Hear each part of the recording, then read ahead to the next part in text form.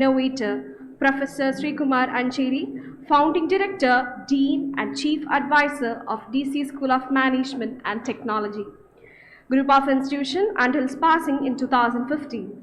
He had been a cornerstone in shaping the institution into the hub of academic excellence and innovation.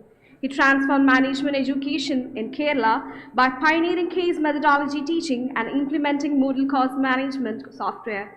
His visionary leadership and commitment to the management education have significantly impacted the institution's growth and reputation. He brought the globally acclaimed pedagogy of IIM Ahmedabad to DCSMAT, revolutionizing the learning process. His legacy of academic rigor and innovation lives on at DCSMAT. Today, we gather not only to recognize his tremendous contributions to education and innovation, but also to reflect on the lasting legacy he has left behind, on that continues to guide and inspire us in our shared pursuit of knowledge and advancement. Before we proceed, let's start this event with a silent prayer. Please raise yourself.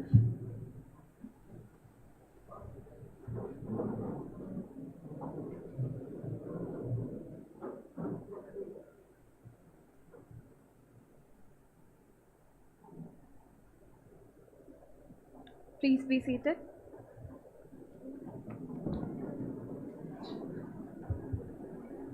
Now, to formally welcome you all and set the tone for this memorable occasion, I invite our principal, Dr. Smita B. Nair, to deliver the welcome address. Please, ma'am.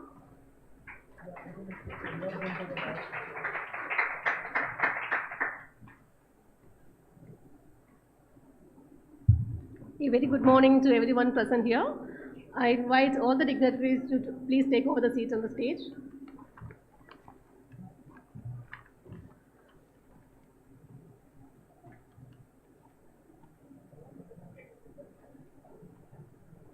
It's a great honor to welcome you all to the Sree Commemorative Lecture 1.0. This event pays tribute to Professor Sreekumar Ancheri, our visionary founder director, whose revolutionary use of case studies in their emerging stages redefined educational practices. His forward-thinking approach continues to inspire us and shape our academic endeavors.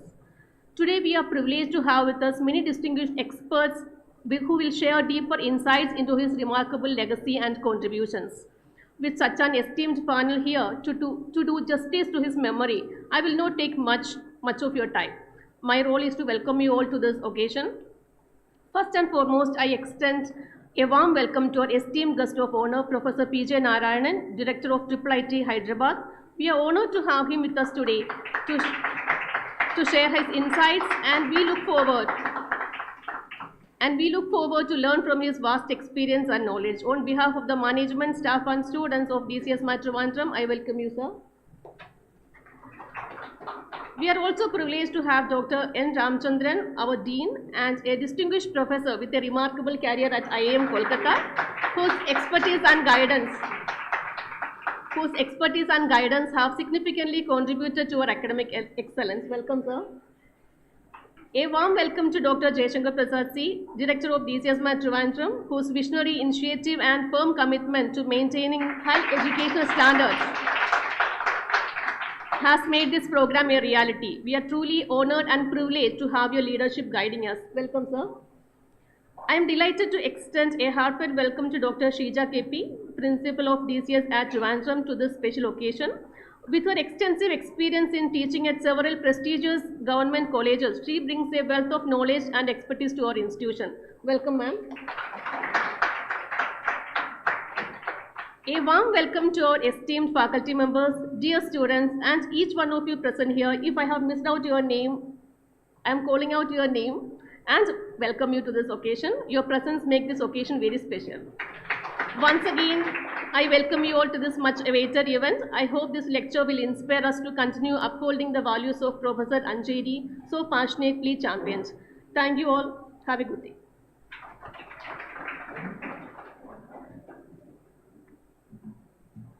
Thank you, ma'am. Now, next, we have the presidential address. For that, I invite Dr. N. Ramchandran, the Dean of DCSMAT Institution. His decades of experience and dedication have always been pivotal to our growth. I invite you, sir, to share your words of wisdom. Please, sir. Thank you. Dr. Narayanan, Dr. Jaishankar Prasad, Dr. Srija, Dr. Smita, my dear friends, I am happy to be here today to commemorate my predecessor, Sreekumar Ancheri. I have never physically met him, but I have many things in common. We were born in the same year. He studied in the same school where I studied, and he went to a different IIM, and I have many common friends. Even last month, when I was in Raipur with many of my friends, the conversation centered around Sree. So that shows that Sree's presence is still felt. I would attribute one thing to Sree. Sree tried to bring the culture of management teaching to Kerala. When I say this doesn't mean that there was no MBA programs. Management teaching in Kerala was always an extension of other academic programs, which it is not. And it was Sree who tried to bring in a different approach to teaching management. Whether he succeeded or not, I will not make a judgment. Because I always strongly believe that any change and any revolution takes place when the objective conditions become right. And I still do not believe in Kerala we have reached that objective conditions for a vibrant management education. To that extent, the Sree's contribution was still a great starting point. I will not take much of your time since you are waiting for the chief guest to speak, and I would like to make you all remember that Sree has contributed substantially to the growth of our institute. And let us carry it forward. And it is the right way to remember the legacy of Professor Sree. And with this, thank you all very much. Thank you.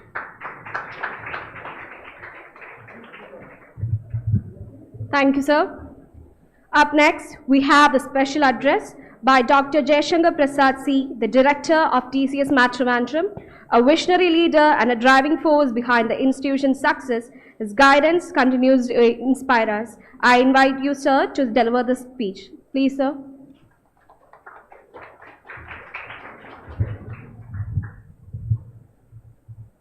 Good morning, all of you. Dr. P.J. Narayan sir, Dr. Ramachandran sir, Dr. Shija and Dr. Smita and all the faculty and students. We were looking at how to really remember or make a mark for Professor Sreekumar. You could make statues as is done everywhere. You could hang photographs as another way of doing it. You could do any kind of physical manifestations. But does that do justice to a teacher who had tried to bring in, like Ramachandran sir said, who tried to bring in the rigor of academics in its purest form? Then the best way to remember him is to have an intellectual pursuit. And we have Professor P.J. Narayan, who's been with IIIT Hyderabad for 20 years, sir? Right? For last 20 years, currently heading the IIIT Hyderabad. You know, the IIIT Hyderabad is like today one of the model institutions for various programs across the country. So nothing better, no better tribute to Dr. Sreekumar than have great teachers and talking to you about the current pursuit of knowledge and how they do it in their own institutions and so forth. We would like to remember Dr. Sreekumar in the sense of the kind of academic rigor. I always remember what I look forward to him. I had very little options to meet him, though I could connect with him a couple of times, but not a very, very close interaction. because I was in the industry when he was really starting up the DC School of Management and Technology in 2002 in Vagaman, and probably 2006 here in Trivandrum. So from an industry point of view, as a visiting faculty and all, when we were interacting, we look forward to this new school which was being built up by Dr. Sreekumar. Was the academic phase of DC at any point of time. So what he used to insist was on the academic rigor part of it, and I hope Dr. Narayanan will touch upon some part of how they practice it in their own colleges, and probably he is a very good person to talk to you about the future of technology, because AI and machine learning is some of his areas of interest. Thank you for coming out, and we also, I shouldn't forget Anirudhan sir, who was a former colleague of Dr. Sree. He is also our faculty in DC earlier. So he has actually traveled all the way down to just to be part of this occasion, and that's a great gesture, sir. So welcoming you all to the session. Nothing more from my side, sir.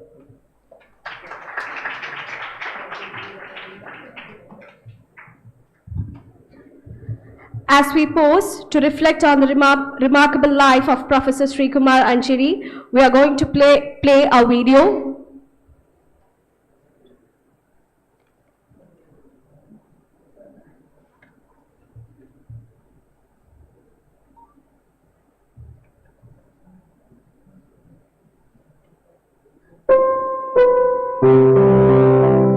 How do we make our tomorrow makers? This is a tribute to a person who laid the foundation of management education in Goa. He was a true visionary, walking much ahead of his times, planning for the future of management. How do we make our tomorrow makers?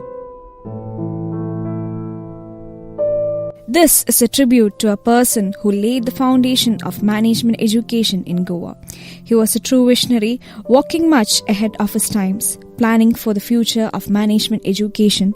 He was none other than Professor Sreekumar Ancheri, former Dean of Management Studies at Goa University, who retired after serving the university for 2 decades.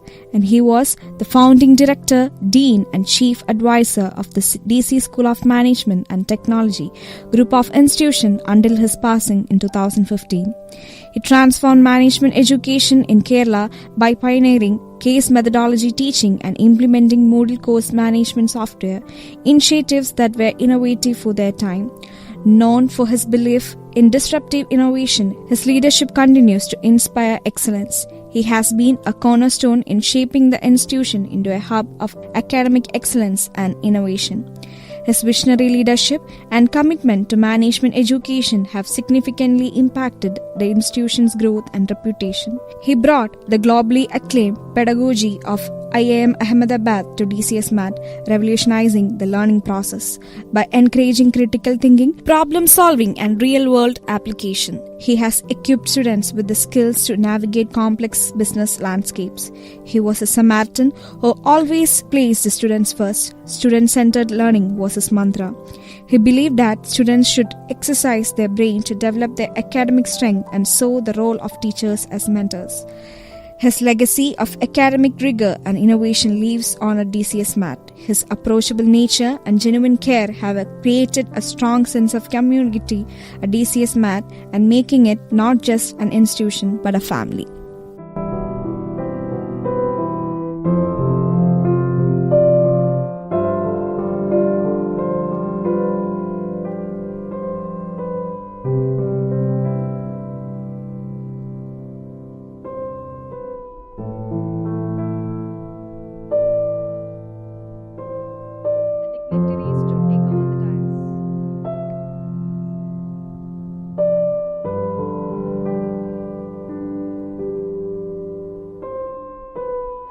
Our faculty, Ms. Renjini Unithan, Assistant Professor of MPA, to share memories with Professor Sreekumar Ancheri. Please, ma'am.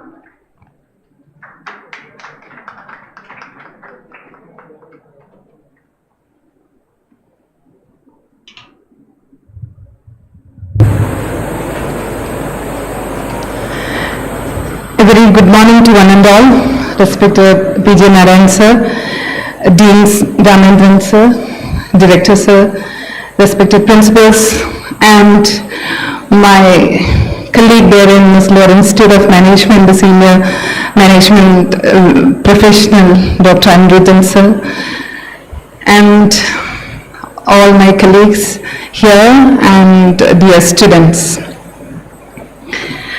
As I recollect the memories, I can see that Sreekumar sir was one of the great visionaries that I met ever in my life. When I joined DCSMAT Vagaman in 2010,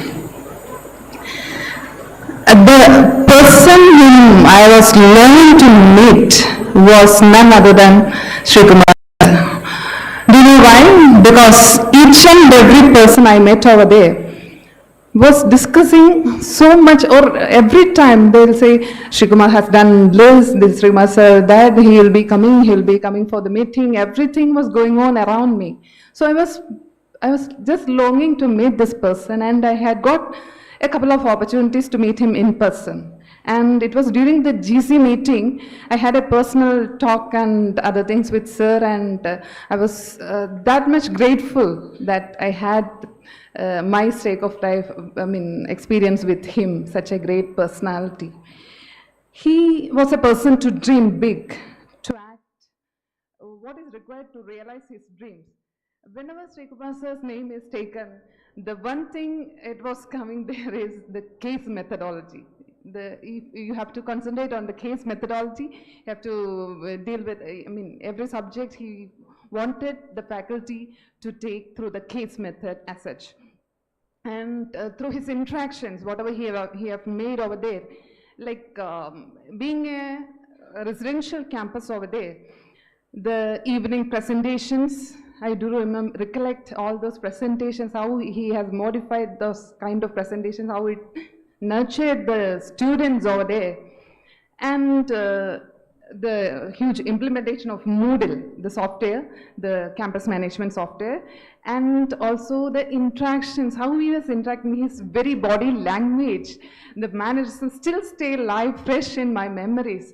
And I'm very happy that I got this opportunity to share my thoughts on him on this very special day. And this point of time, I pay my homage to such a great, wonderful personality. And thank you all for giving me such an opportunity. Thank you. Thank you once again. Thank you, ma'am.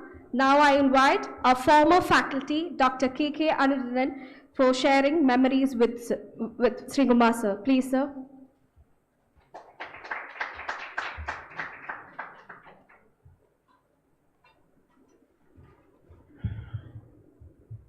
I was allowed only 120 seconds, so I'll have to be very fast. Remembering all of you, I'm not taking personal names. So I was in industry, that was in Gujarat.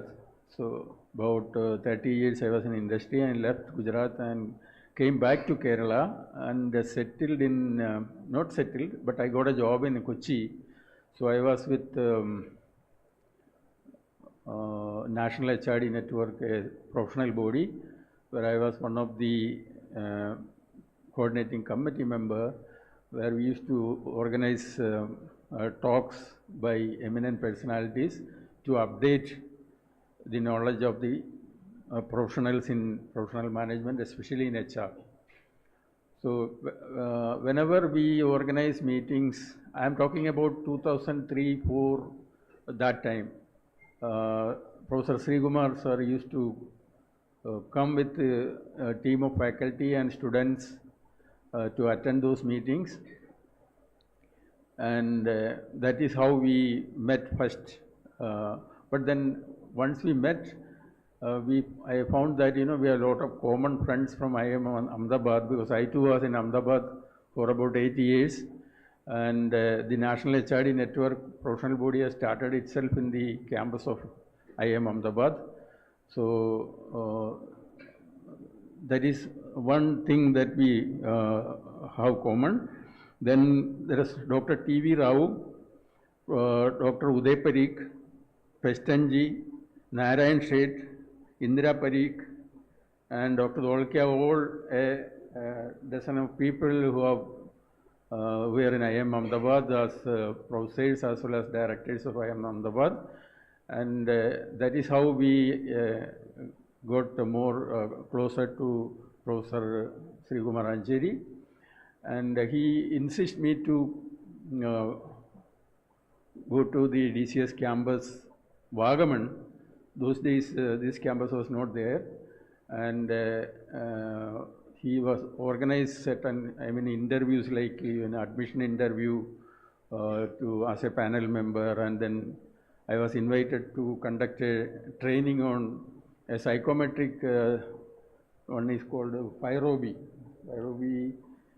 for the MBA students, and later he requested me that, by that time I think they have started BBA also in Vagaman.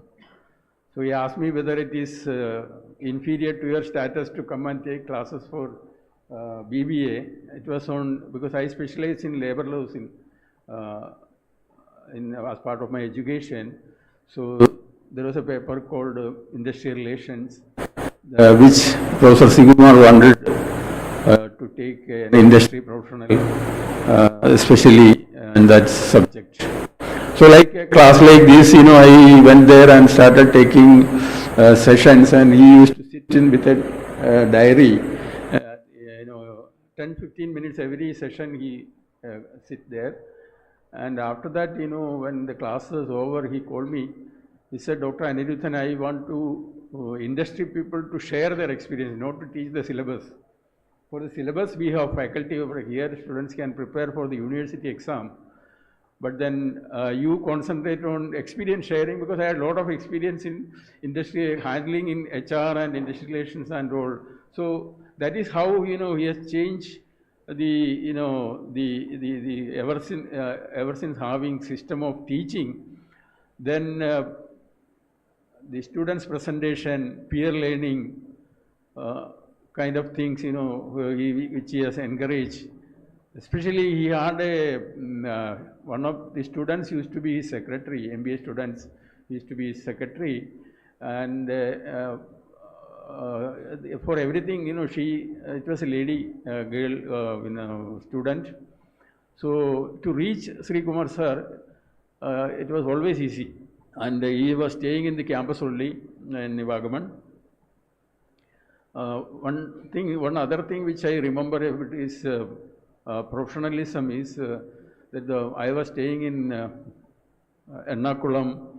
It was a 4.5 hours traveling from Ernakulam to Vagaman. That to those days there was no road and all, only SUVs, big vehicles only can go there. The roads were also not good after once you enter the Vagaman area. So it takes about 4.5 hours, When we start morning, after 1 hour or so, he used to telephone me. Sir, are you comfortable? Where did you reach? Have you had your breakfast? Don't forget to bring the bill when you take the breakfast. And those kind of personal touch, And once you are there in the campus, there will be the faculty in charge of the class, the students, coordinators, all were there in the gate to welcome the guest. And then they will be there till the guest goes back. So that was the initial, as a guest faculty, I used to go there. And this kind of a treatment which, be with the guest. They should not feel, uncomfortable. So that was the lesson I learned greatly from him, and he has only made me from an industry HR professional to a academician HR professional. So that is great things to remember about him. And similarly, he encourages all this, inviting industry people to have corporate talks, and all those, has encouraged me to follow that kind of pattern. And even teaching also as Ranjini was telling, sorry to take your name. Ranjini and me were both working in DCSMAT as well as Musliar in different times. And generally there is a discussion in, among teaching professionals, especially management professionals, the style of Sreekumar sir, the teaching, you know. The way he speaks, you know, is forceful and to the point, very clear. And he was very much mingled with the students. You know, the students were his friends. Like he, if such a meeting is there, he may be sitting in the middle of you, with you, and even in the campus also. But he was very strict also, very strict. And I don't know whether I can share that. One day while he was coming from, I too was with him, from Ernakulam to Bagaman. You know, when after Iratpeta and all, you know, there is a toddy shop. Okay, it's a, I mean, forest area. So he found a familiar motorcycle, you know, in the toddy shop. He told the driver, stop the vehicle. He stopped the vehicle and go down and went inside the toddy shop. And there are, that time, you know, the students, you know, who were there inside, they escaped to the other side. But then he noticed the scooter number, bike number, and, you know, in fact, you know, when alumni meeting was going on, he used to invite those alumni in the evening for a dinner and also drinks. He also take drinks along with them because they are now industry professionals, although they were students of him. But he is so much mingling with the students, very strict and very informative, and one of the best faculty for business management, especially strategic management, was one of his top subjects. Okay, so I think 120 seconds must be over now. So I should say thank you for this opportunity. I just saw the, you know, the message in the social media. Then I spoke to Ravi sir, shall I attend? Because I was fond of Sreekumar sir. So thought of just coming and attending. Thank you. Thank you for the opportunity.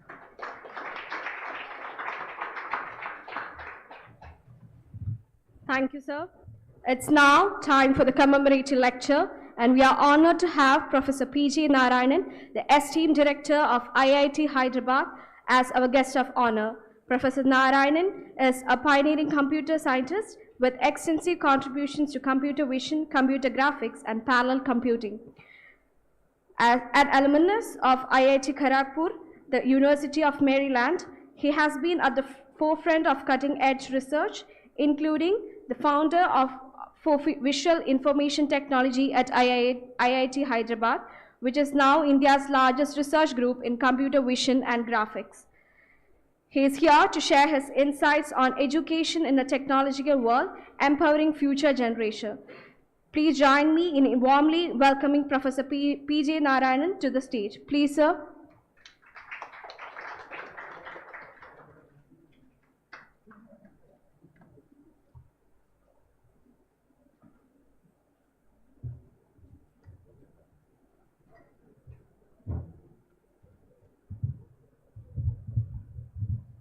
Good morning and greetings to everyone here, especially the faculty and the leadership who's responsible for bringing me here, and of course to the faculty and students, most importantly.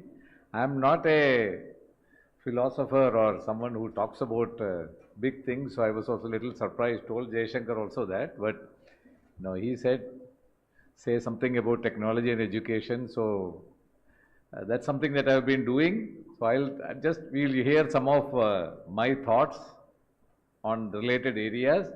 But I was just happy to hear about Professor Sreekumar Ancheri's contributions. You know, institutions are, as somebody said, institutions are the shadows created by some great personalities. You know, so institutions require one or two or more people who drive it in the initial years, and that momentum they set up helps the institution so much. So I was very pleased to hear about Professor Sreekumar. I had read a little bit on on the internet, etc., about his contributions as dean in Goa school, but also Goa University Management School, but also back here, first establishing this and then coming back and running it for 5 years, and of course he passed away quite untimely. For these days, he could have been contributing a lot. So we will just look at the history or some story of education and how technology played a role, and especially you will see more about so-called AI technology that is coming up, and also about how education can help these technologies. So this one.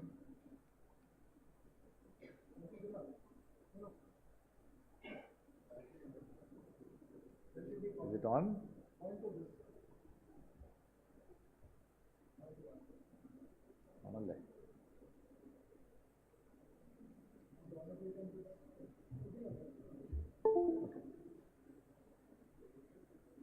So yeah, technology always has this problem. In any talk, once you get the slides to work, you have done half the job. That's always, it could be sophisticated, institution, so-called sophisticated institution like IIIT, or it could be a small school somewhere. The problems are the same. So education itself, we now all take education for granted. Every child goes to school, and some people think every child's creativity is spoiled by sending them compulsorily to school, okay? But education itself is a reasonably new phenomena. That is, in the historical times, everybody were taught their own craft, their own skills. Maybe you are a blacksmith, or you are a priest, or you are whatever. You are taught in your family only your skill. There is no broad-based education. Broad-based education or formal education perhaps started after the Industrial Revolution. They needed, the production and consumption were separated. You produce a lot in industrial quantity, so you need workers there, you need clerical people, you need accountants. In the earlier, it was, every family ran like a small business, micro business. So you need formal education, broad-based curriculum, etc. And universal education, universal primary or secondary education, even less than a century old maybe of history. And broader education or things that are not related to your skill was there, but accessible to very, very few people. In our own Indian tradition, we had, very few people who learn things like Kavya, Vyakarana, or Tarka, or Shastra, etc. Very, very few. Most people did their own small things, okay? And, but after independence, of course, country also needed, and we focused a lot on education, and our, this is the gross enrollment ratio of primary, middle, primary, secondary, and the higher education. Primary, at least according to these numbers, we are above 100%. What means is some of the older people who are left out are in college now, okay, or schools now. And secondary, higher education, we are around 28% or 27% now, which is, and the government has wanted 50% by 2035. 50% of the age group to be in college, some course or other. So it's pretty good, and that's the details are here. We have done reasonably well, though we can say 75 years of independence, we could have moved here much faster, okay? But better late than never. And how was education been imparted? In the early years, of course, the craft was taught, learning by doing at home. You keep doing with your, guru or parent or whoever. And maybe like the Gurukula system that we have is similar to that, very small set of people being taught some very intense things personally, in a personal basis. So very low student to teacher ratio, right? But as the GER or gross enrollment ratio increases, that more and more people are in schools or colleges, you cannot maintain a student teacher ratio of 1:1 or a small number. So it kept going up, which means these lectures, face-to-face lectures like, what's going on? Okay. Face-to-face lectures became the most dominant mode of training, so much so that now you think this is the only way of teaching, okay? We all think of a room like this, somebody lectures and others listen, okay? And that has become, because that's very convenient in some sense, you can cover 100 people or depending on the subject. So it works well. Unfortunately, this has reduced the hands-on part in any education. And just last week I was in this a meeting, a convocation of National Academy of Medical Sciences, the Doctors Academy. And there was a panel discussion going on there, and I was appalled. Their concern is the senior professors on the stage is saying the clinical or the practice component in MBBS education across the country today, what percentage would you guess the practical side to be today in practice? Well, slightly better than that. It's 20% they estimate in good places. Maybe the private medical colleges all over, I don't know, it's 0% perhaps. Which is shocking, because all of us, when you go to a doctor, if you think the doctor is trained only on books, from the books, you will not be happy about it. But that's the way it is. And they were talking about how to reverse this, how to make it 80-20 instead of 20-80. So even in a place where medicine is about practice, even there this is happening. And of course, textbooks with authentic knowledge, so-called authentic knowledge, became powerful tools to facilitate this. Okay, that's the technology. The printing press provided the technology. And most students, if you think of 50 years ago when we were in college or some school, etc., you had your textbooks. If you are a good school, you are a good college, you have a decent, good library. Beyond that, you have no access. There's no way to know anything else. Okay? Your teacher was God. Just like even today, for small children, primary school children, teacher is God. Whatever teacher says is everything. Because that's the way they think. That was the only way even college students could think. Okay? So, and internet changed all that to some extent. Internet boomed in maybe late 90s or early 2000s. It became universal. Today, of course, you can't even live without internet on our phones for even a few minutes. Okay? And access to global information. Internet had all the material combined with search engines and high bandwidth. You could access any kind of material. This is a huge plus from being just limited to the textbook and a few books in your library. Now you can be accessing anything. Okay? And all kinds of material, mostly in text form, initially was accessible. And as the bandwidth increased, this is the whole story of positive feedback, right? The more people use it, more demand is there, more research goes in creating better internet, and the internet cost drops down, and then so even more people use it, and the cycle continues. This is what happened in computer technology. Hardware cost dropped, computer power went up because of this positive feedback. Internet bandwidth and internet usage, similar thing, and what they call the network effect. A network is good only if, the power of a network people measure as the square of the number of people in it. So if you don't want to go to a new, there is a Blue Sky or something, new social media created. How many of you are on Blue Sky? How many of you are on Instagram? Practically everybody, I'm sure. The reason is Blue Sky has nobody. If there are 100 people, 1,000 people, power is 1,000 square. Whereas Instagram has 100 million people, the power is 100 million squared. So you have nothing to get on a social media where nobody else is there. So network effect took internet to very universal, and with more bandwidth, even videos could be put on the internet and accessed by people. You could put always, but people can't access it because they don't have enough bandwidth.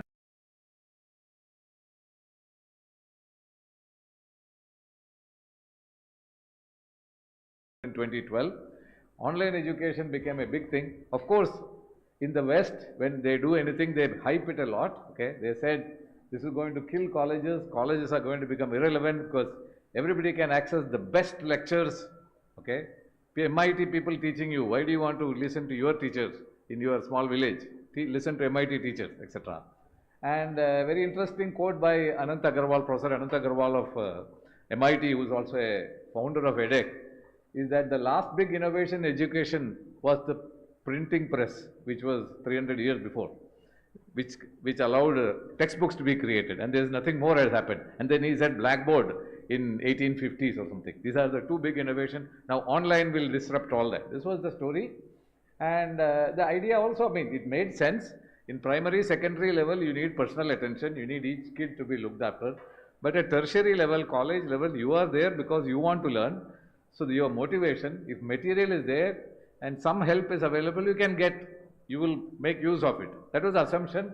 Of course, we all our assumptions about students preparing ahead of time is all, is too much optimism, okay? And so the online material is extremely good for those who are motivated and want to learn a few things well, but the number of extremely motivated people are very small.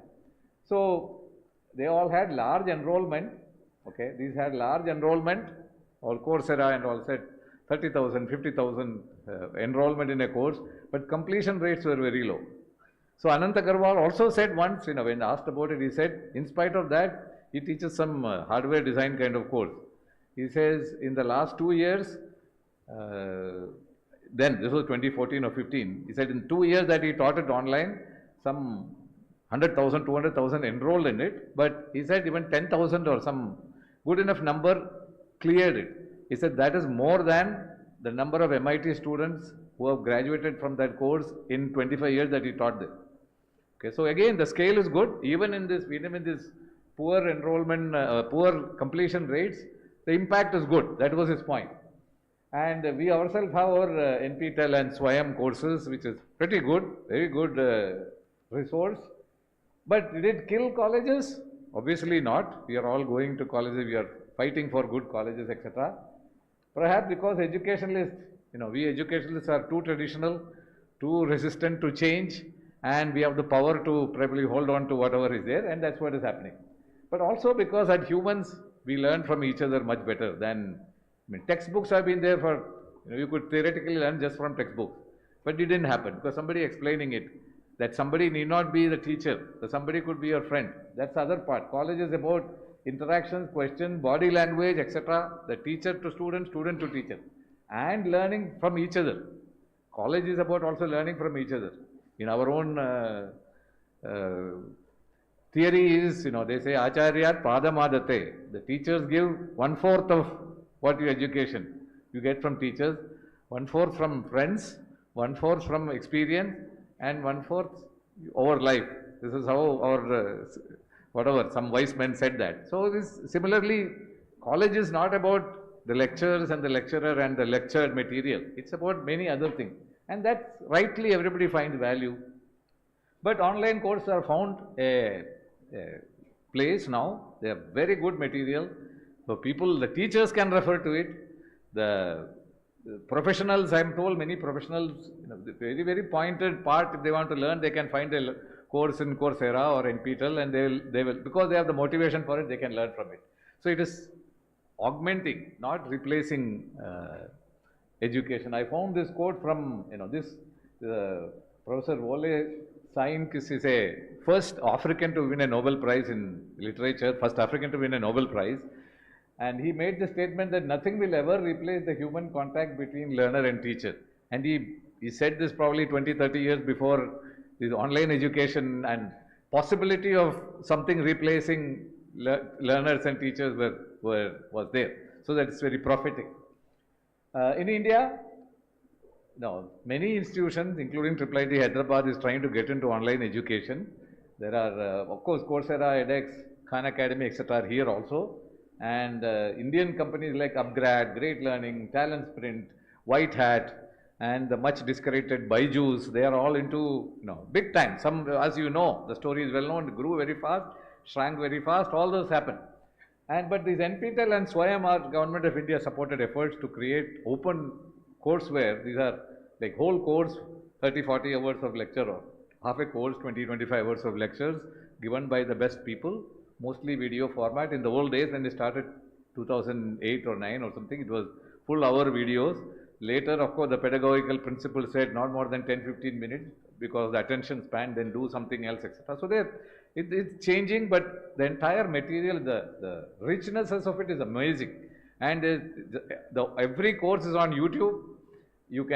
Anybody can watch and see it. And if you look at their usage, huge number of usage from other countries outside of India, Brazil and South America especially, I am told, Africa, okay. And there is also a credited version. So most of our institution try to give credits Now, we all say you can take one online course and get credit for our stuff. And one of the big success stories, and very smartly, that IIT Madras did is started the undergraduate program in BS, 4-year BS in data science and application, fully online. Any background, students can join. You don't need any, you should be able to, you should not be afraid of the math that will be there, but that's your problem, not IIT's problem. And you can do it in addition to another course. You are doing a BTech or BSc somewhere else, or MSc, MTech, you can do this in parallel. Of course, working professionals can do. It's a very brilliant idea. I really like that. And 29,000 students enrolled. It started in 2020. The first batch completed 4 years and about 200 graduated. Actually, the enrollment ratio and all numbers will come little later because these are online flexible courses. 4-year course is, we are all accustomed to this 4-year course, 2-year course. It doesn't make any sense when you are especially flexible and online learning. And why should it make sense in life anyway? So, I think it will have big impact, and I'm really happy that they have done it. They also made it very smart. It's not an IIT Madras course alone. Many people teach there, faculty from other institutions, my colleagues teach there, some courses are taken by them. And this also has classes, exams, assignments, if you want to do that. Okay. So, it's a very good part in Indian scenario. Now, there are other technologies, if you want to just talk about technology, they all talk about virtual reality and augmented reality, where you can be transported to some other world and made to feel you are sitting there. The value of that, we all, or many of you must have played games in that. That's a very valuable thing. In games, all you want is to be transported to somewhere else and forget this and be there. That can have immense value in education. And there are attempts to use it for a specific, it's like labs or something you do there, experience. But the hope was, now you are not sitting in front of your computer and trying to do online education. You could be made to feel, if you are wearing their HMD, you are sitting in a classroom, and you look left, right, you see your classmates, you see the teacher, etc. So it can simulate a classroom. Of course, that's all good, but that visual simulation is not what students are looking for. They're looking for human connection. So I'm not sure where it'll go, because it's a one step beyond a flat screen computer. Will it make the big leap? Time will tell. But there's a new technology, well, not so new anymore, but of AI, which has come up very big way in the last 10-15 years. And how does that help education? So what is AI? Very quickly, I think of AI as, computers or computing expanded. Last 50 years ago or 60 years ago, computers get applied for some esoteric things like engineering, space, rocket design, aircraft design, etc. You need powerful calculation, computers were used. From that, computers became very, very popular in everybody's desktop and then everybody's pockets. Okay, we carry a computer. The mobile phone that you carry today has more compute power than entire Trivandrum had maybe 30, 40 years ago. That's the power that you have on the computer. But so computer science or computing has, I think of as 3 concerns. One is systems or the efficiency. You have to build good computers, you have to build good programs, they should work well, they should not fail, etc. That area in computer science typically called systems area. Then there is whole area that deals with the guarantee. What you are doing is what you want to do. How do you prove that this works well? It'll work in this much time, etc. That's the theory area, more theoretical area. And beyond that, when we expanded more, they thought, what are we doing? Can we look at the data? Can we look at what we are doing and automatically gather some intelligence from it? And that's the third leg of, or third petal of this flower, and that's been there always. But in recent times, or maybe 2000 and 2000s, the 3 factors came together, 3 factors that are critical. One is good algorithms or good way of training the AI systems or creating AI systems. Then the computation. These systems require huge amount of computation. That computation was not there 30 years ago. the computation became more and more available because computation costs dropped fast. And then data. These systems look at huge amount of data to learn what they want to learn. So these three had to be available, and they all came together maybe late 2009, 10, depending on whom you ask. 2010, 2012 is when there's a big leap in deep learning or the neural network of particular kind becoming dominating everything else in machine learning or AI. And that is now still the dominant paradigm. So it is, it can do, I think of AI as doing, should be doing 3-4 things, okay. First of all, you see the world and understand what is going on, like we do. And computer programs or AI programs can see the world not just through our limited 4 or 5 senses, but also it can sense the world through other sensors and devices and process them equally. Then they can act on it. What they see, based on that, take some decisions and do something to the world, and then that's how we act. We look at it. If you want to walk through this room, we have to look at the where the chairs are and where the gap is, and we go. We do it so automatically we think there is nothing in it, but there is a lot of processing and so-called intelligence and stuff in it that is very difficult to program into a robot today. They have done it, but it's very hard. Okay? And then last level is when they behave just like humans. Okay, and in this, so in the first part, computer vision, looking at put a camera, your cell phone camera, you look at the images. Today your Google photo or something will tell you, will categorize your photographs by the same person's face. Okay, or you take a camera and sweep around it, will create a panorama. This image panorama in computer vision, there's a PhD thesis in 1990 or 91, creating a panorama from multiple images. That was 30 years ago. It was a PhD thesis. Now it's on every phone. So looking at the image, looking at the world visually and understanding, making sense of it. This area, and similarly, sound, you hear something and understand the language, first transcribe it to the textual form and then somehow understand it. So transcribing it to textual form or textual form to speech, that is called speech processing, and then they call NLP, natural language processing, which is understanding that if you given a text, how do you, what does it mean?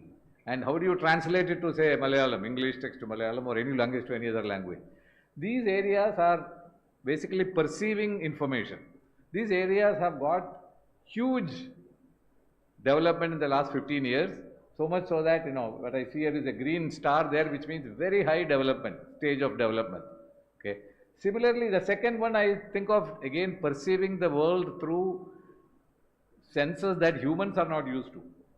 For a computer, finding the temperature here, or finding the air pressure, or data about the whole population, looking at it to make some decision, that's as easy as looking at pixels that come through your camera. So perceiving data, okay, and that data analytics, it could be, historic data.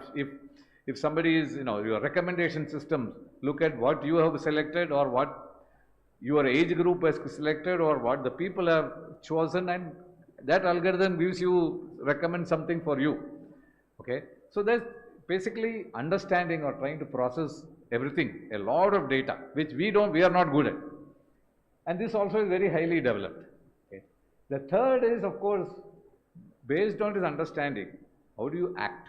You need to plan to go from here to there and take this part to avoid those things, and that may not be static. Okay.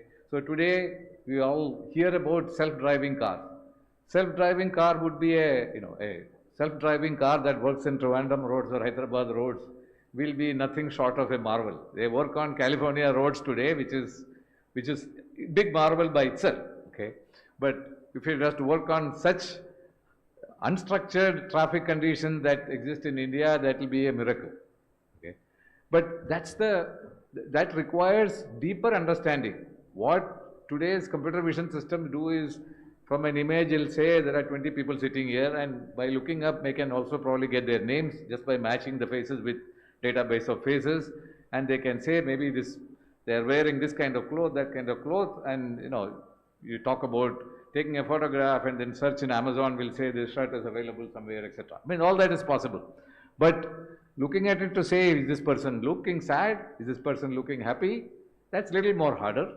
Then using that to navigate through the spaces or drive a car through difficult situations, that's very, very hard. So that's the next step in even our brain.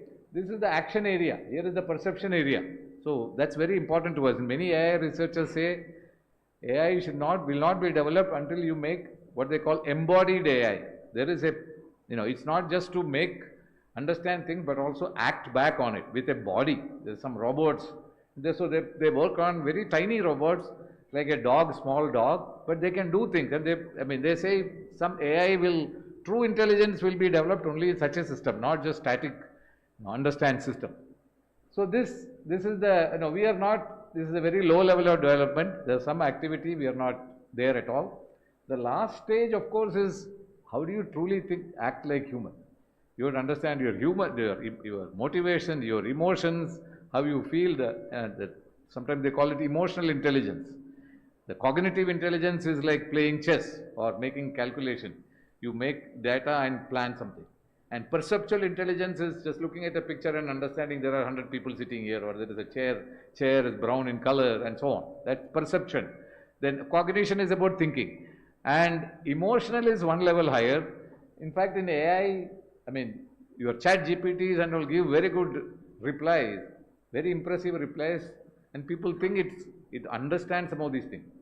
Okay, but it has no concept of what is being said. It just mixes words, creates nicely formatted sentences because it has practically read. A chat GPT or such system today has read every book available on internet.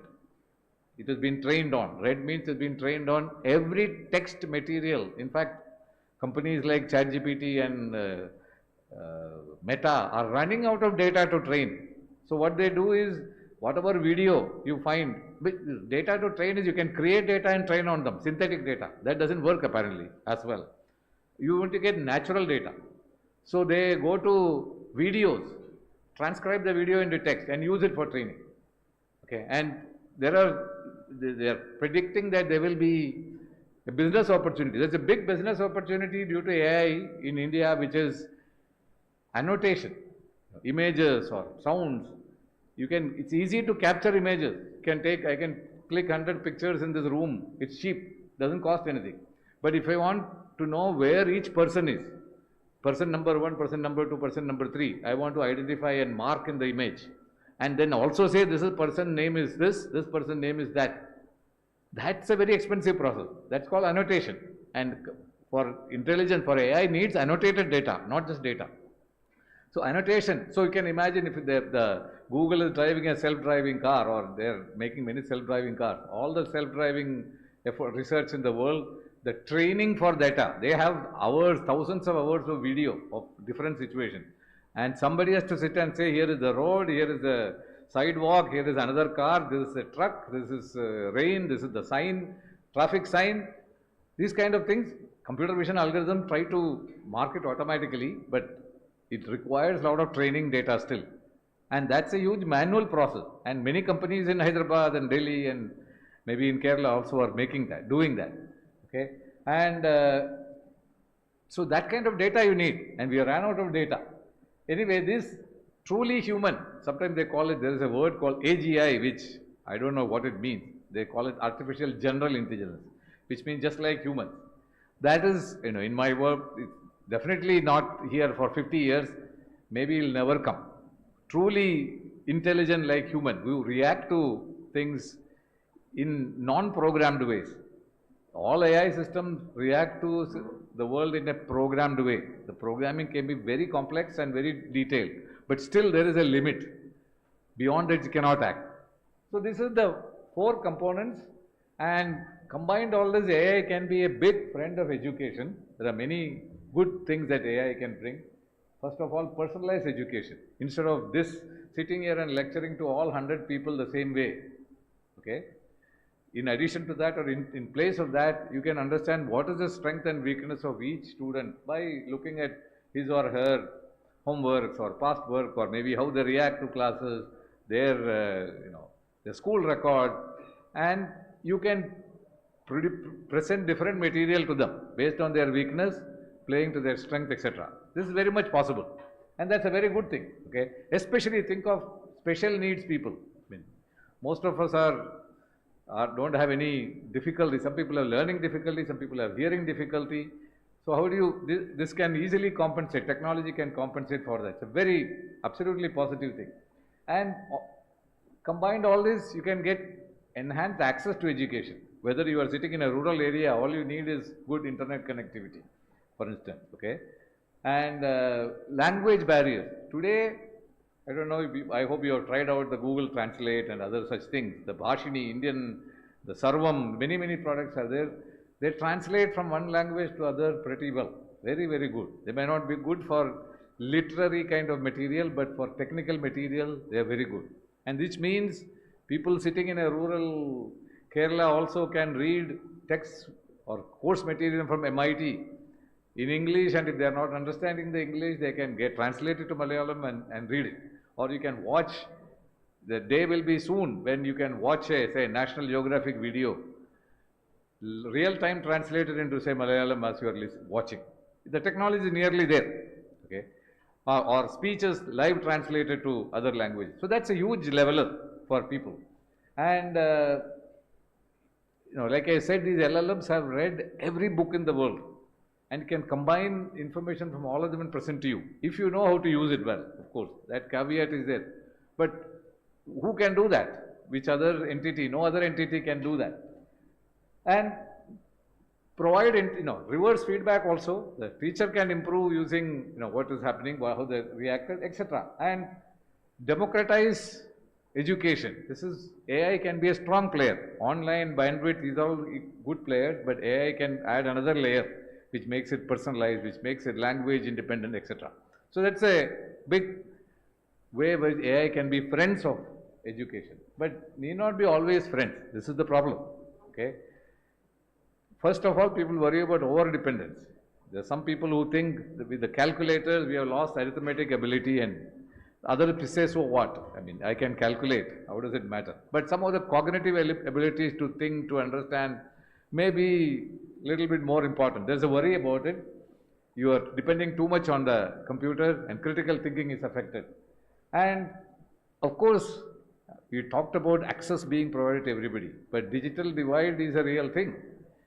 Everybody does not have the same access, okay? With these powerful tools, the haves have even more power to improve themselves, and as a result, the have-nots or the less haves get further left behind. It's a real worry, okay? And there's an issue of all AI systems because they're trained on data. If the data is bad, they will reflect, they'll probably amplify the badness. Bad in the sense there are studies made, real-life proofs made. About 10 years ago, the people from MIT did this study. They got 4 or 5 face recognition, face detection system. That is, you say somebody is there or not. And they trained it on, this is from companies like Meta, Microsoft, IBM, etc. Very reputed companies which want to do the best thing. And they tried it on data from men and women, from fair-skinned men and dark-skinned men, women, etc. And the findings were startling. The fair-skinned man, the male faces or persons were almost never missed in an image. 99.5% accuracy. The dark-skinned female was probably 82%. 15 or 16% difference in the accuracy, okay? And so there is a huge gap when you go from men to women, irrespective of the color. There's a huge gap going from anywhere to anywhere if the color changes, okay? And this is, you think this is just a funny thing. If your self-driving cars are looking at pedestrian using software like this, and if dark-skinned people will be killed accidentally 16% more times than fair-skinned people, that's not acceptable, right? So this is what can happen. And if a driven car is something everybody is looking at, you will quickly note. material that comes to you to your computer through your internet in your home. Nobody is to monitor it.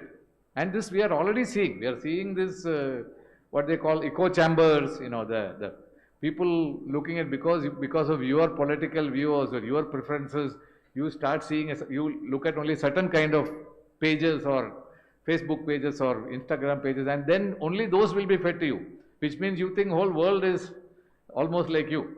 And the other side, opposite to you, all thinking the same. So you are not getting diversity of views. And this is a very dangerous thing in the society. So that's a big problem. And of course, reduced human contact can have a lot of issues, and this was kind of noted in the COVID era when people went to so-called online education. It looked like everything was working, but there were very deep impact in that. And beyond that, material. See, textbooks are used traditionally. Textbooks are difficult to write. They are curated material. They are authenticated by somebody. So they are knowledge that can be trusted. You cannot say that about material that come on in the online. You see all kinds of things, politically motivated, and especially in topics like social sciences, there's also a whole debate on if this kind of parties and power, Trump and Modi or people are in power, they change the textbook to this kind. Somebody else in power, they change the textbook to this kind. These are all real. And now in a AI mediated materials, it will be amplified millionfold. So that's a very dangerous thing, okay? And today at least, the AI is controlled by maybe 3, 4, 5 big corporations. Big means real big. The largest company by market cap today is this company called NVIDIA. They make nothing. They make their GPUs, which are the compute engines behind all AI. They actually don't even make the GPUs. They only design the GPUs. Somebody else will make them and somebody else will market them. Of course, they make very good software to make sure their GPUs are used by everybody. And similarly, there is maybe Google, there is Meta, there is Microsoft, there is probably, I'm not even saying IBM because they have fallen so behind. A big company of IBM. And this is a huge problem because the resource requirement, it was said that Meta, Facebook was going to invest some $14 billion or something over the next 5 years just for compute. Just to buy these GPUs and other advanced computers. Who can spend that kind of money? And this problem is for Indian institutions, Indian universities, but even the MITs and Stanford don't know what to do. Because they don't have anything like that, resources. So this is a big problem. But in spite of all that, AI is something that you cannot turn your backs to. It's for everybody. Some people create AI, some people use AI tools to create solutions, and all of us are consumers of AI products, all of us, and that will only increase. How do you train? Now the question is reverse. As educationists, how do you train our students to make good AI? How do you tell them at least what is bad AI? What are some kind of badness that this kind of system can provide, so they can be do things. They can be at least watch out. So there is a term called responsible AI today. Responsible means there are all kinds of, basically mean there is no bias, there is no missing data, there is no intentional or unintentional bad thing. Of course, this is not understood because a new bad thing will be discovered tomorrow, right? So responsible AI is, there's a huge attempt now. There are centers for responsible AI in many places, courses, etc. And so today's students are tomorrow's AI builders, and they need to be equipped with the right thing, okay? And what I think is AI systems that you make today going to deal with people tomorrow, okay? And they are going to deal with ordinary human beings. As opposed to 50 years ago, when I make a computer or computer program for engineers, for designers, it will be used by professionals for a limited use. Today, what you make goes onto your phone and somebody watches it, and if the wrong design or a motivated, malicious design, you can drive people to suicide, or you can push a little bit more someone who's on the verge of this kind of thinking. So you need to understand how good AI system means people should look at what is the impact on this on the society. What is the impact on multiple access fairness or this kind of pushing people into despair, etc. Okay. So I think students need more understanding of humanity in this world than 25 years ago. You need more humanities and social sciences courses in technology curriculum, in management curriculum, everywhere, because the managers are going to do the management next level of this AI system. Okay, and that will at least provide the student with some tools to understand what are the issues that may come tomorrow. Okay, as education institutions, our job is not to get you to the next job. I tell always at IIIT, our mission is not to give you the first job after 4 years. That's an easy task. I teach you XYZ skills, you will get the job. My job is to get you enough to prepare you for the last job that you will take up in your life 50 years from now. What are the skills that are required to that last 50 years? That is things like learning to learn, theoretical concepts. So that's also important. So we need people who think of these things, or the education, everybody has to think of these things, every developer, everybody who is dealing with this. Okay. So in IIIT Hyderabad, I mean, just a couple of slides on IIIT Hyderabad since I'm called here, I need to market a little bit. Okay. And of course, the first and foremost is, even she said, called it IIT Hyderabad. I'm sure IIT Hyderabad will be upset at that. Anyway, that's the common confusion. So we are an institution created in 1998, created by the state government, but not with no funds, no nothing. It run independently. So we are created, we like to say we are created as a public institution, neither not a government institution, not a private institution. We are for the public, of the public, and by the public. So we run financially on our own, and as a result, we get all the other autonomy. And we decided to be focused on research, whatever that is area in it. So we, in IIIT Hyderabad, there are no departments. We are organized as research centers and research labs, which are problem focused or area focused, and cutting and academic program cut across these.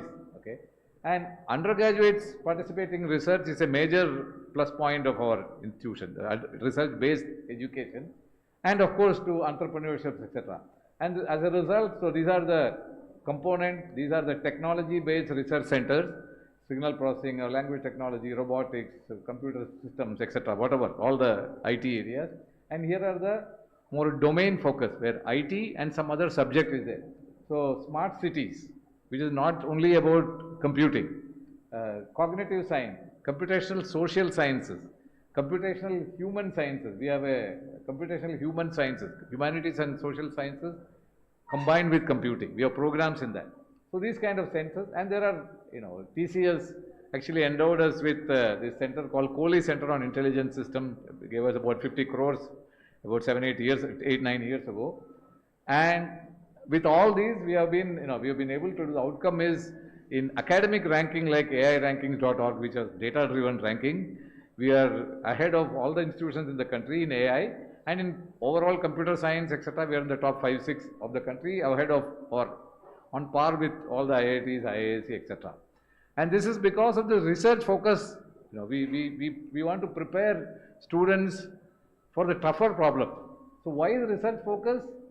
Because if you train students for top class research and problem solving, they'll be ready for all the other things, routine things. If you prepare students only for the first job, they'll be ready only for that at best.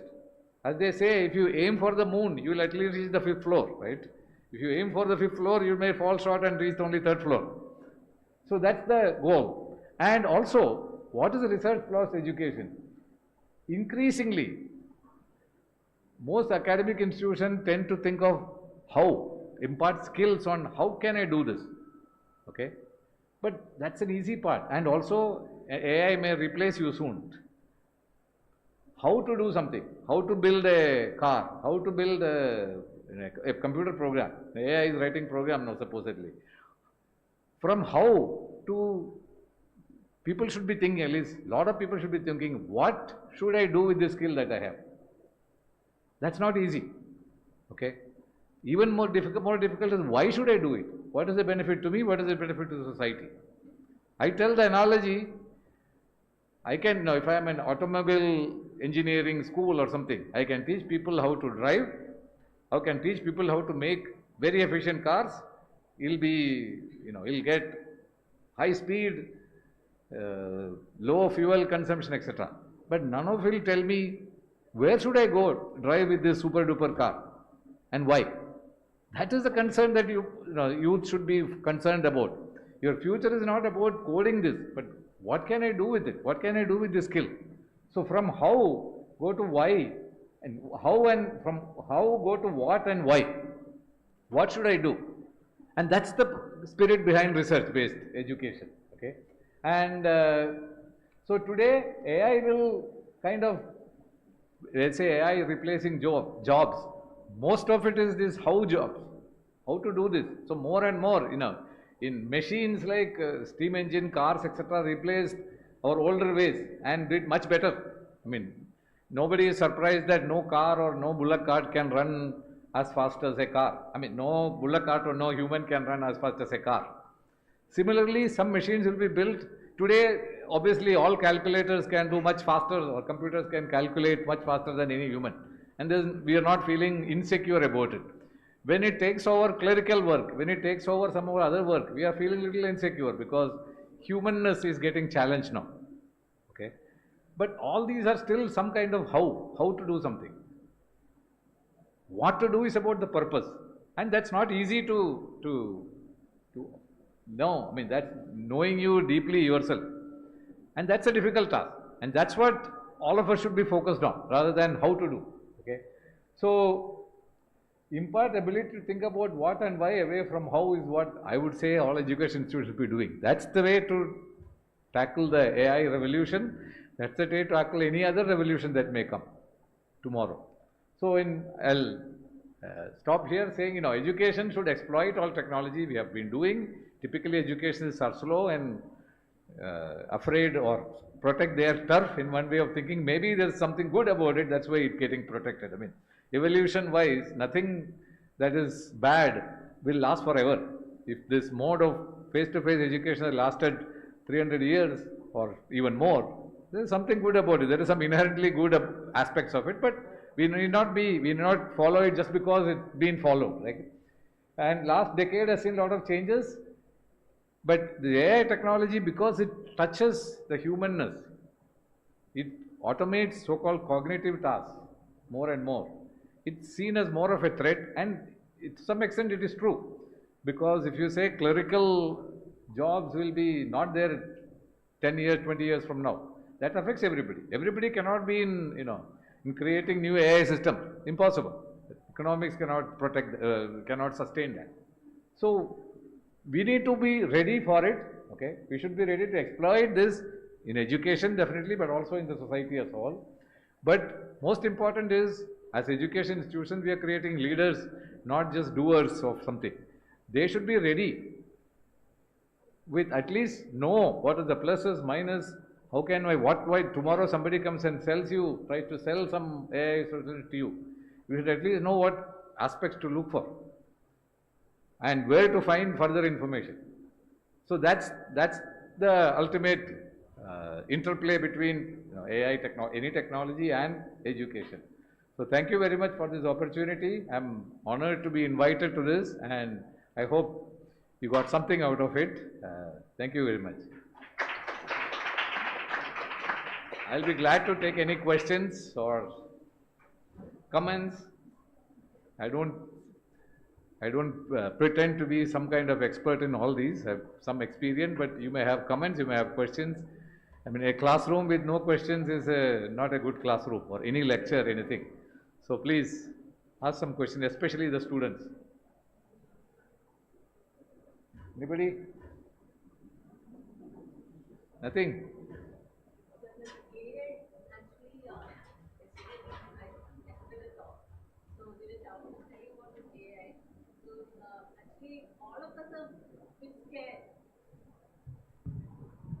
About the AI coming up because it's emerging technology which has come up. And I think people like me who are all of this age might get affected. But the new generation, I think they will be much more benefited than ever, I think so. Because once the computer had come up, people were all scared whether their jobs will go and all that. But now most of the jobs are because of this computer era only. So this will be the trend, I think. We have to take up the change. We have to go along with the change. Thank you, sir. Very rightly said, yes, there will be short-term impact, but long-term it's going to be beneficial. But to those who get displaced in the short term, they will be unhappy and there will be some of it, but that happens everywhere. All the world is a changing place. Any more?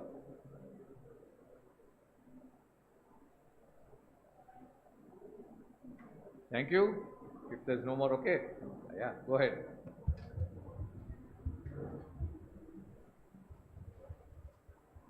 Hello, sir. As a whole, I am a user using AI. So the output which the AI is generating is not according to the needs of the customers most of the times. So is it okay to be depending on AI all the times? So AI is a tool. AI is a machine, it's a program, it's a tool that gives you something. You have to, you cannot, it has to be a tool in your hands to get your things done. So you need to know if it's useful or not. You need to judge if it's useful or not. You should not trust it blindly. One famous AI researcher says these LLMs are will give you very good answers if you know the answer yourself and can ask the right question. Okay. That's the way it is today. At least today's AI is the LLM kind of AI. There are all kinds of AI. If you're talking about the perceptual kind that I said, there is no, it just says, here is this person X in an image, or from, this sound, what he spoke is this one, this text. So if there is a mistake, you can immediately see it, or it may not be very, very critical. But if you start acting back, if you get a sentence from the AI system and you think it's flawless, correct, and act on it, then you may be in trouble. So you cannot blindly trust today's AI technology for sure. There are no guarantees. Okay, that they say themselves. There is a whole problem of hallucination in these, what they call hallucination, because these are text, the LLMs are text engine. And the problem is, see, humankind has historically captured all our knowledge or so-called erudition in terms of text. Okay, somebody who is erudite in, say, singing, they are not thought of as a scholar as much as someone who writes well, writes about complicated topics well, analyzes well, and writes well. So in a sense, all good scholarship is associated with good text. Now you have an anomalous situation here. ChatGPTs produce fantastic text. So you naturally assume there is some good intelligence behind it, which is not there. We used to good intelligence producing good text. This arrow doesn't go backwards. Good text can be produced just by a machine like ChatGPT, which is, as they call it, a stochastic parrot. Statistically, it learned how English works in different contexts by learning, by reading or training on all text in the world. And it can create more such text very nicely. So you can create very good text, but it's not backed up by any thought or rationality or thinking. But we are thinking, seeing good text, we are assuming it's so intelligent. And that's a fallacy we are falling into. So AI tools today, if they are not, you have to always be vigilant. Is this really working or is it producing nonsense? Nonsense for your problem. So never trust it today. Okay. So we actually in IIIT work a lot with AI in medicine, healthcare professionals in interpreting things. I always tell them this is a tool in the hands of the doctor. It is not a tool to tell this is the diagnosis and then go to this medicine. It's a tool that tells the doctors looking at an X-ray or something, say this is, here is the area that I think may have some unnatural, suspicious something. You mark all that, and the ultimate judgment has to be to the radiologist or the oncologist or whoever is interpreting it. That's the only way we can use AI tools, at least today, in critical things. Okay. If it is music recommendation, it's okay. You got a wrong recommendation, that's okay. There's no harm in it, right? Somehow it made a mistake. You got a wrong movie to Netflix recommended you a wrong movie, not to your liking. Fine, you can live with it easily. Not the same with diagnosis, or not the same with, say, driving car. So we have to apply our judgment. We cannot we cannot suspend our judgment with AI. And that's one of the risks, because we think, this problem was there even 25 years, 30 years ago. In 1994, I think, was when the world champion chess champion Gary Kasparov was defeated by Deep Blue, the computer, in 1994. And today's, even the chess program running on your mobile we cannot be beaten by, Pragyananda or Magnus Carlsen, because they are just so powerful. People said, we can play chess so well. Why can't it tell me how many people are in this room from this image? Because there's a different process. Chess playing is a very well understood problem, and it's solved in a particular way. You and I can, without effort, look at this room and say there are 20 people sitting there, 5 men and 10 women or whatever.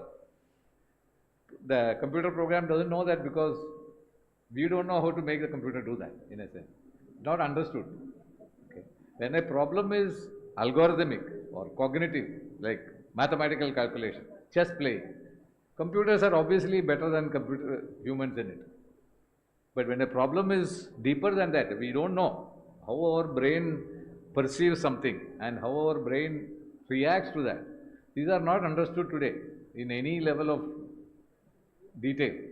There are broad models, but doing it at deeper level is not understood. So today's AI tools, you be very careful about trusting it, especially when it matters to you.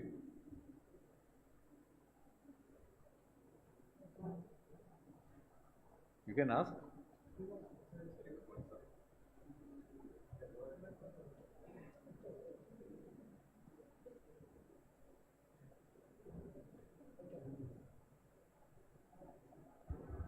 Good morning, sir.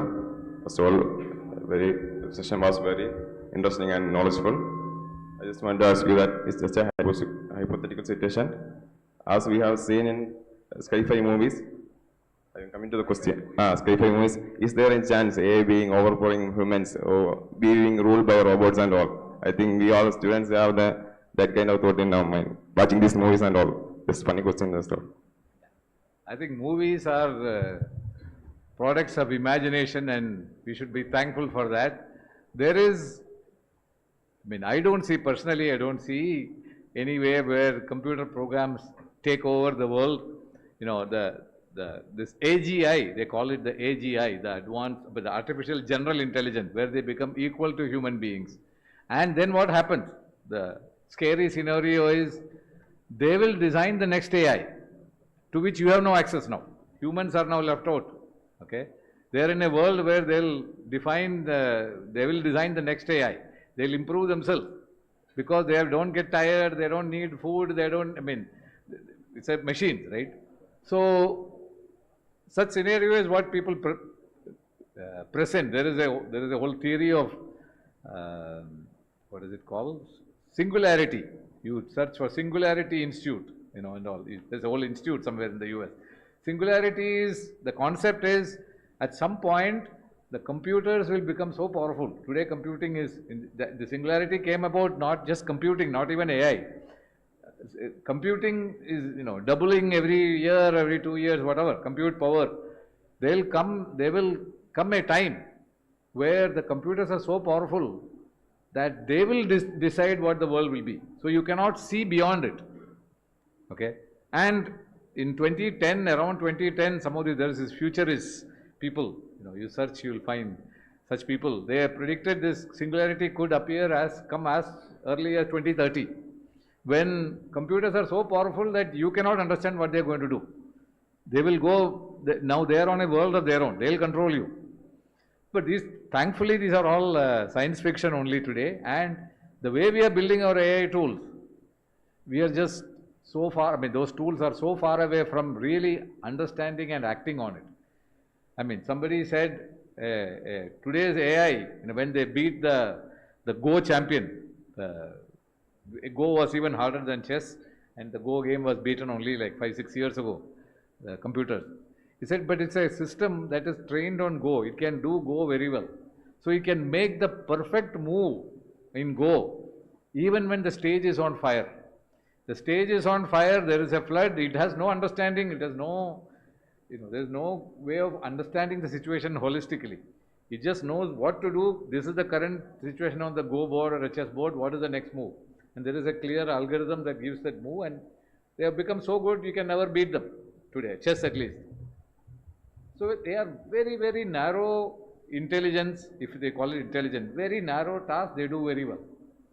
But we are about million narrow tasks somehow integrated in our brain and connected with each other. Okay? And that level of integration and so-called intelligence is, I can't even see how any machine will achieve it any time. But of course these predictions are risky. I don't know the future, right? So some other people talk about human level performance, human level intelligence, which is a little bit more quantifiable. So in image recognition, okay, that is recognizing objects from the image.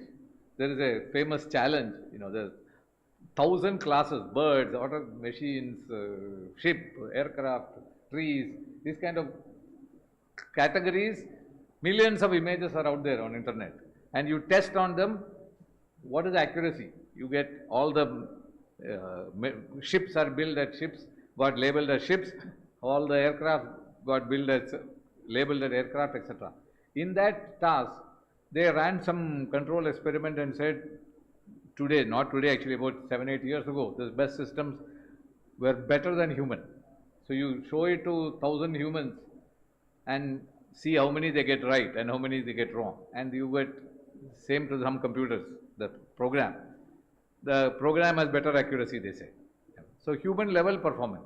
And this was surpassed even before in speech understanding. That is, I speak like today's, the Google Meet or all those tools will, as I am speaking like this, will transcribe into say English or in Malayalam. They all work very well.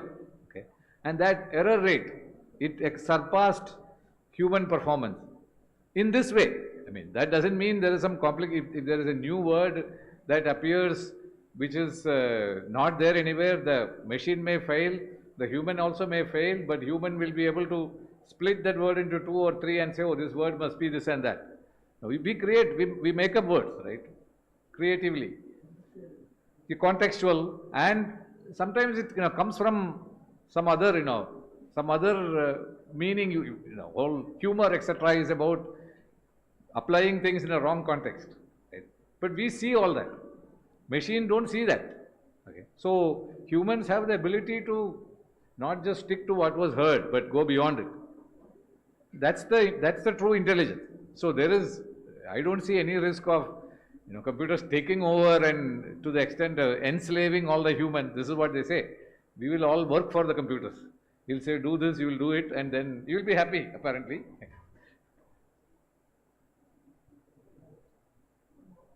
One more at the back. Good. You come here and ask, maybe easier.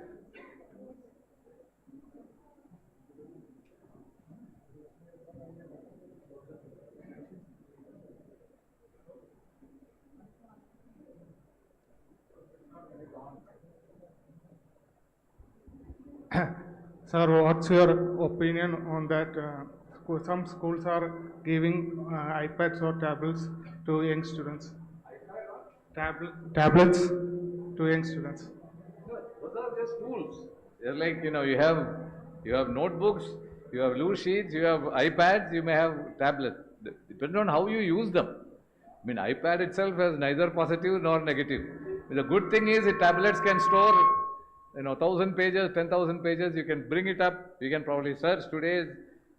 These tablets you write, it will convert to text as you write, and then you can search it, etc. So it has superior capability. You cannot search your notebook for what you wrote, but that itself has no negative or positive impact.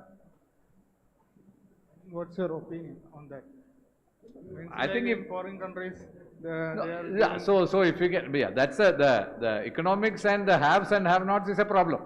If somebody is requiring, the school requires or creates the system in such a way that those with advanced tablets will get an advantage over those who don't, that's a problem. That's a sociological problem, not a technology problem actually.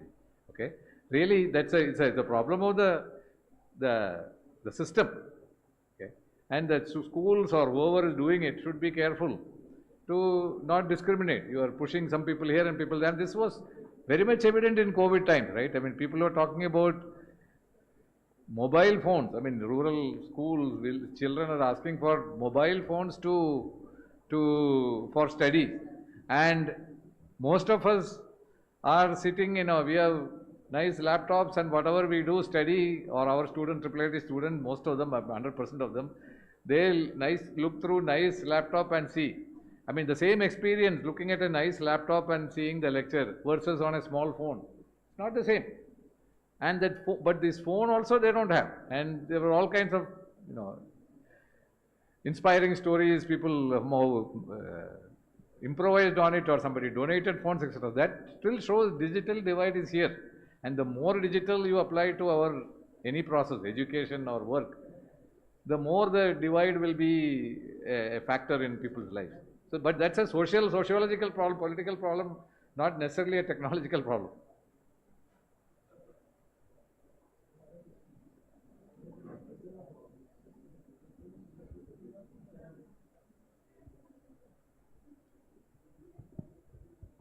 Hello, my name is Anish. Your session was very informative, and the question I want to ask is that we have seen many illegal effects of AI, using AI.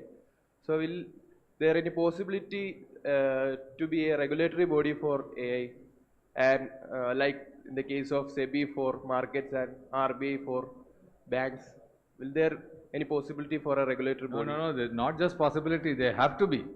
There's all kinds of thinking now about, because AI is too powerful to be just left unregulated. In fact, I gave you that example of face misidentification and face recognition. This is, going to a camera and you claim to be, I'm claimed to be PJ Narayanan, and the computer verifies it. Okay, I claim that is, if you are, if entrance to this college you put cameras, it knows only these 100 people are allowed or 200 people are allowed. Is it one of them? That system is there. But you can also, in China, they are supposedly have so advanced in the road, the cameras on the road can and software is good enough that they can identify everybody. Okay, and what they were doing supposedly is those who cross the road at wrong places, etc. Because cameras are watching you, they're connecting you to your identity, they have a universal ID card, maybe like our Aadhaar, which is used everywhere there, and unlike our Aadhaar, it's used in limited places. And your social score, they have a thing called social score, your social score will be affected. And social score will be low. If the social score is low, you can't do certain things. Or your flight, they are not allowed to board a flight, or your flight charges will increase. All this can happen. So, face recognition is a technology that companies like Microsoft wrote to US government about 3-4 years ago and said, please regulate face recognition. Everybody should not be allowed to use it indiscriminately, because just sitting in this corner placing a camera which nobody knows, I will know who went on the road. It's very dangerous, right? So, regulation of AI has to come. The work has started, but again now AI is a 15-year-old sitting in, in a village or village in India or village in China, village in Africa can create a system that can unleash harm or malicious thing on millions of people across the world. Unlike, chemicals that you make which have very limited, you see where the chemical is, you can touch it. And if you create a tablet or a bad chemical, its spread is limited to by the physical constraint. Whereas AI or any technology, modern information technology, spreads at the speed of light across the world instantly. So how do you regulate it? Nobody knows. And then of course there is, the regulations have been made by governments, and governments are always imperfect. You will do the wrong thing and then the wrong effect happens. Some of the right thing will happen, but a lot of wrong also will happen. All these are very new concerns now. AI, regulation of AI is happening. You see our own government suddenly putting up some digital privacy laws and all that, motivated by this. Of course, we have our complaints about it, but it has to start somewhere and then it will become the right place. I mean, we may not like this or that, but that process is right. That you have to have regulation, you have to have control. So today you heard Australian government has banned social media usage for everyone below 16 years old, which is a fantastic thing, because I think social media has been a great plus but a huge negative, especially on very young, the teenagers and below. Now the question you ask is, how do you monitor 16 years old, less than that, of using or not? Enforcement is a different problem, but this gives a very clear statement. Okay, but it's not easy, but it has to come, it will come, and it is coming. Hopefully it will come in the right way. Okay, thank you all for the interactive session.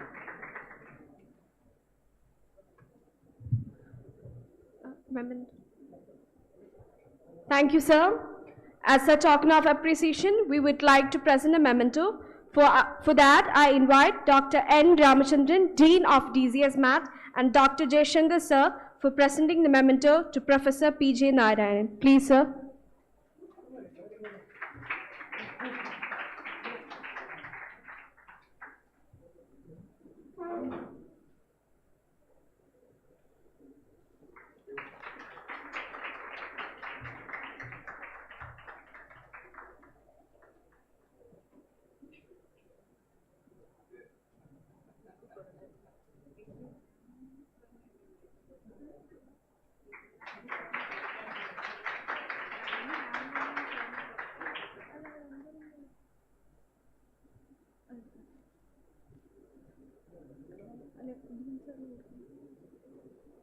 Now I invite Jaishankar, sir, for presenting the memento to Dean Dr. N. Ramachandran, sir.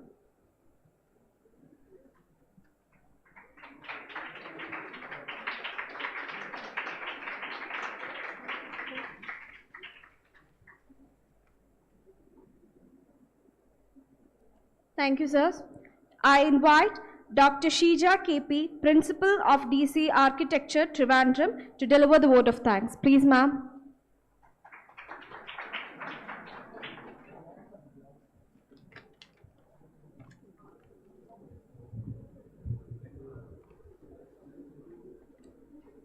A warm good morning to all the dignitaries on the dais and off the dais, my dear colleagues, staff, and dear students. So my duty is to give the vote of thanks, which is like a dessert after a large course meal. So this is actually, we have all gathered here to pay homage to the great visionary Sreekumar sir, who was actually the guiding force behind the DCSMAT of institutions. And my heartfelt pranams to the great soul. So our chief guest, Professor P.J. Narayanan, sir, the director of IIIT Hyderabad, deserves special recognition for accepting our invitation and being here with us today to deliver the Sree Commemorative Lecture, which is the first of its kind, and I think this will be repeated again. It is going to follow in the coming years also. So thank you, sir, for having come here and presenting your very informative talk on AI. I, on behalf of the Institute, also extend the token of gratitude to you, sir. Dr. N. Ramachandran Nair, Dean of DCSMAT of Institutions, deserves a special thanks for his constant mentorship, support and guidance. Thank you, sir. Let us give good applause and heartfelt appreciation to our beloved director, Dr. Jayashankar Prasad, sir, who is the main man behind this memorable event. Without him, this would not have happened. Thank you, sir. Dr. Smita B. Nair, Principal DCSMAT, requires heartfelt appreciation for making this event a success and a memorable one. Thank you, madam.